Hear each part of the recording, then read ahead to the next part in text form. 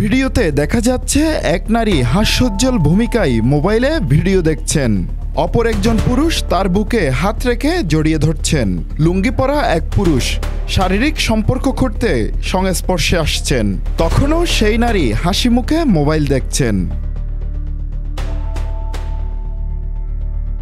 সম্প্রতি সিলেট থেকে চট্টগ্রামমুখী চলন্ত ট্রেনে ধর্ষণের ঘটনায় নতুন করে সমালোচনার ঝড় উঠেছে। এই ঘটনা আসলেই কি ধর্ষণ নাকি স্বেচ্ছায় যৌনতা, তেমন একটা প্রশ্নবিদ্ধ ভিডিও ফুটেজ উঠে এসেছে বাংলাধারার কাছে। বিশ্লেষকদের মতে যদি এটা প্রকৃতপক্ষে ধর্ষণের ঘটনা হতো তাহলে নারীর চোখে মুখে আতঙ্কের ছাপ থাকত, কিন্তু ভিডিও ফুটেজে দেখা যাচ্ছে উভয়ের হাস্যোজ্জ্বল ভূমিকা। অনেকেই এই ভিডিও দেখে প্রশ্ন তুলেছে, এমন ঘটনা কি তাহলে প্রতিনিয়তই হচ্ছে, নাকি টাকার হিসাব গরমিল হওয়ায় ধর্ষণ নাটক সাজানো হয়েছে? এ বিষয়ে কথা হয় চট্টগ্রাম জেলা public prosecutor advocate Iftikhar Saimul চৌধুরীর সাথে। এখানে যেটা দেখছি সেটাতে আমার তো কেমন যেন মনে হচ্ছে একটা মেয়ে সেখানে মোবাইল টিপছে, হ্যাঁ, আবার ওরা কথাবার্তা বলছে। তাহলে মনে হচ্ছে যে এখানে একটা ম্যানেজ বা অন্য কোনো কিছু। এই মহিলা যদি সেই মহিলা হয়ে থাকে এবং আসামিরও যদি তারা হয়ে থাকে, তাহলে বিষয়টা আমার কাছে একটু প্রশ্নবিদ্ধ বলে মনে হচ্ছে। ভিডিও ফুটেজ থেকে ধর্ষণ নাকি ষড়যন্ত্র তা প্রশ্নবিদ্ধ বলে তুলে ধরেন মানবাধিকার বিশ্লেষক আমিনুল হক বাবু। এই ব্যাপারে আমরা যেটা শুনতে পাচ্ছি যে নানামুখী বক্তব্য পাচ্ছি।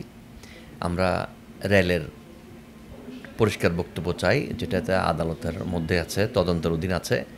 তবে একটা ভিডিও ইতিমধ্যে দেখতে পেয়েছি, আসলে ধর্ষণ হয়েছে কিনা, যেহেতু একটা ভিডিও যেটা এসছে তাতে জিনিসটা প্রশ্নবিদ্ধ করেছে।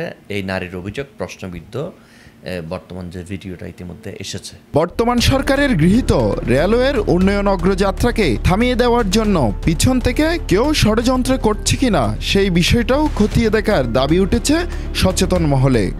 কোনো কনস্পিরেসি কিনা সেটা খুঁজে বের করতে হবে। আইনে যেটা বলছে ধর্ষণের মামলা হয়েছে, ঠিক আছে, এটা টেস্ট হবে, এগুলো ইয়েতে হবে। এবং যদি এইটা প্রমাণিত হয় যে এরা ভিডিওটা দেখে যেটা মনে হচ্ছে যে এরা এই মেয়েটা মোবাইল ইয়ে করছেন, শুয়ে আছেন, ওরা কথা বলছে, তাহলে এটা তো ধর্ষণ হতে পারে না। যদি এটা সত্য হয়, হতে পারে না, তাহলে হয় এটা সরকারের ভাবমূর্তি ক্ষুণ্ণ করতে গিয়েছেন, বা আপনার অর্থের বিনিয়োগে কোনো কাজ করতে গেছেন, হয়তো অর্থের সংকট দেখা দেওয়ার কারণে সে হয়তো এই পথে আশ্রয় নিয়েছেন। তো যেটাই করুক, যদি এটা ধর্ষণের পর্যায়ে না পড়ে প্রমাণিত হয়, তাহলে মেয়ের বিরুদ্ধে তো আমাদের বা এর পেছনে কোনো কনস্পিরেসি আছে কিনা, এই কনস্পিরেসির সাথে যারা জড়িত আছেন এটা খুঁজে বের করে তাদের বিরুদ্ধে কঠোর ব্যবস্থা গ্রহণ করা উচিত বলে আমি মনে করি, বাংলাদেশ রেলওয়ের ইজ্জত রক্ষার্থে।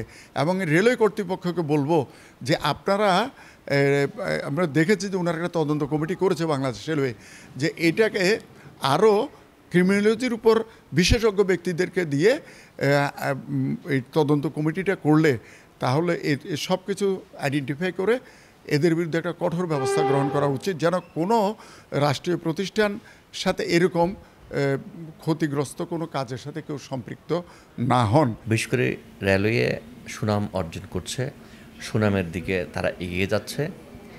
অনেক অভিযোগ ছিল, এখনও অভিযোগ আছে, তবে অনেক ক্ষেত্রে রেল অনেক আধুনিকীকরণ করেছে।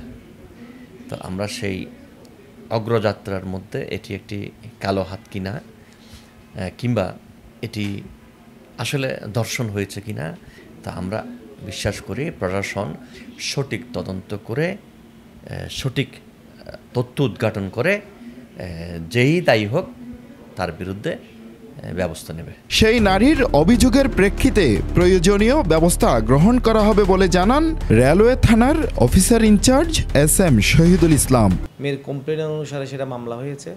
ওই মামলা অনুসারে আমরা 4 জনকে অ্যারেস্ট করেছি। ওই 4 জনকে আমরা বিজ্ঞ আদালতে সোপর্দ করেছি এবং মেয়ের নিয়মতান্ত্রিক যে পরীক্ষা নিরীক্ষা, সেই পরীক্ষা নিরীক্ষা শেষে এবং আসামিদেরকে রিমান্ডে এনে জিজ্ঞাসাবাদ শেষে আসলে আমরা আমাদের প্রয়োজনীয় ব্যবস্থা গ্রহণ করব। এইসব বিষয়ে মামলা দায়েরকারী তনুজার সাথে একাধিকবার মুঠোফোনে যোগাযোগ করা হলে তার মোবাইলে সংযোগ পাওয়া সম্ভব হয়নি। আপনি যে নম্বরে কল দিয়েছেন নম্বরটি এই মুহূর্তে বন্ধ আছে। হোসাইন আব্বাস, বাংলাধারা, চট্টগ্রাম।